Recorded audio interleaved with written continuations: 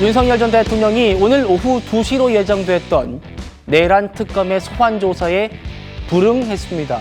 특검이 곧바로 서울구치소 측에다가 강제로 서울고검으로 데리고 오시라 이렇게 공문까지 보냈습니다만 3시 반까지 서울고검으로 인치하십시오.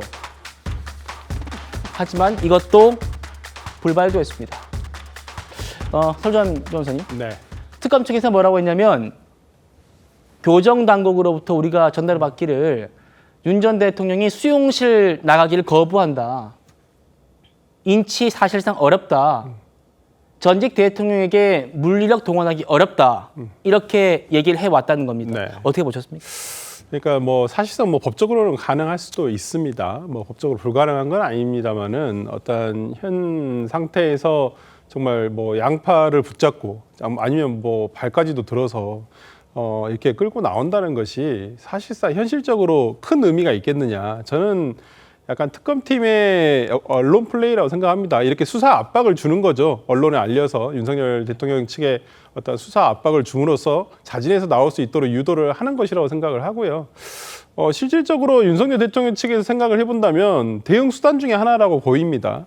어차피 지금 가서 예를 들어 강제 인치를 한다고 선 치더라도 가서 진술 거부하면 또 실효성이 없는 것이거든요. 그렇기 때문에 굳이 억지로 끌고 나와야 되느냐 이런 부분도 있고 뭐 그리고 지금 조사받는 어떤 피의자 신문조서는 나중에 재판에 가게 되면 이걸 다 부동의하게 되면 증거 능력이 없습니다. 그렇다고 한다면 어차피 법정에서 다시 지금과 같은 일을 다시 반복을 해야 되거든요. 그렇기 때문에 뭐 윤석열 대통령 측에서는 뭐 절차 내에서 지금 대응을 한다라고는 합니다만은 이러한 대응이 정무적인 판단으로 본다고 한다면 그렇게 본인에 대한 여론에 대해서 긍정적인 효과는 거의 없을 것이다 라는 생각이 들어서 뭐 지금 뭐 윤 대통령 측에서 하고 있는 대응이 저는 뭐 정무적으로 봤을 때는 그렇게 뭐 좋아 보이지는 않는다. 그리고 국민들의 시선도 뭐 본인이 무고하다고 한다면 그냥 나가서 더 따뜻하게 나가서 조사를 받는 게 낫지 않을까라는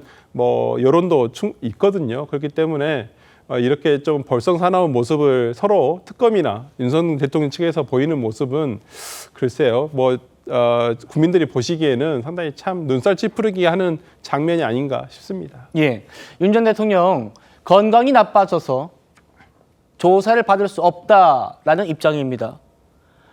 원래 앓고 있던 눈 질환 그리고 당뇨병 약을 구하지 못해서 어려움을 겪고 있고 복용약도 지금 평소의 절반 수준으로 줄인 상태다. 무더운 구치소 내부에서 당뇨 때문에 식사도 적게 하고 있다. 그리고 적극적으로 진술할 의욕 자체가 많이 꺾인 상황이다. 이렇게 지금 얘기를 하고 있습니다.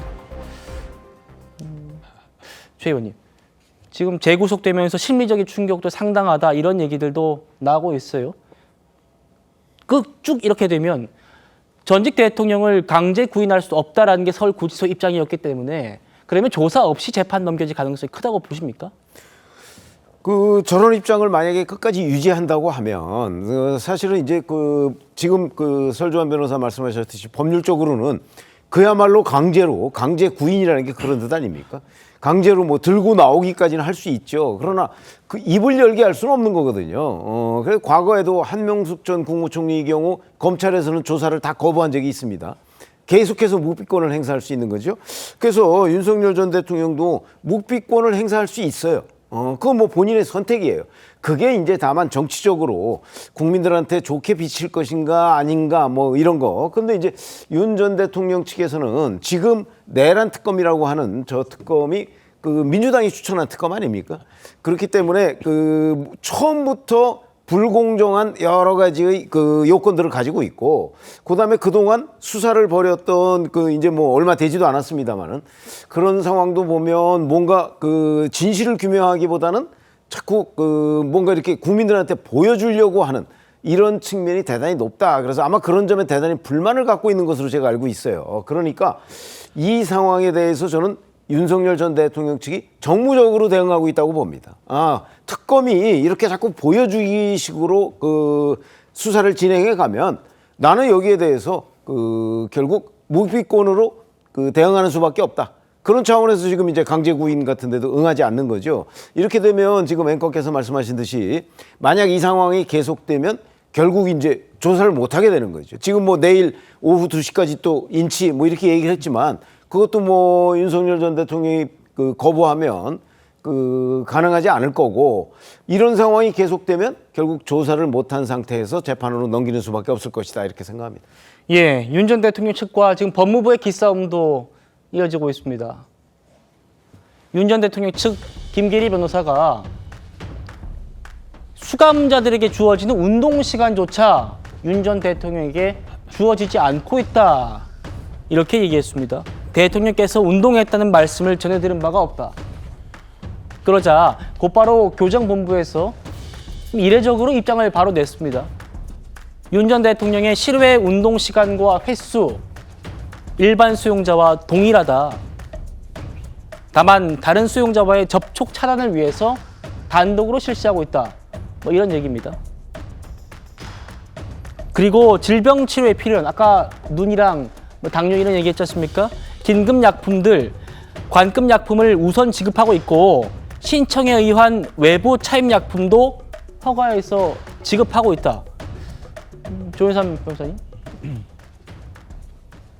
그럼에도 지금 윤 전 대통령 측은 뭔가 다른 수용자들보다 제한을 더 많이 받고 있다라고 인식을 하는 것 같습니다. 저는 윤석열 전 대통령 측 변호인들이 과연 실상을 제대로 확인을 한 것인가 싶습니다. 법무부 차원에서 교정본부 차원에서 윤 전 대통령에 대해서 특별하게 다른 수용자들과 달리 차별적으로 대우할 필요성과 그 가능성은 굉장히 낮지 않겠습니까?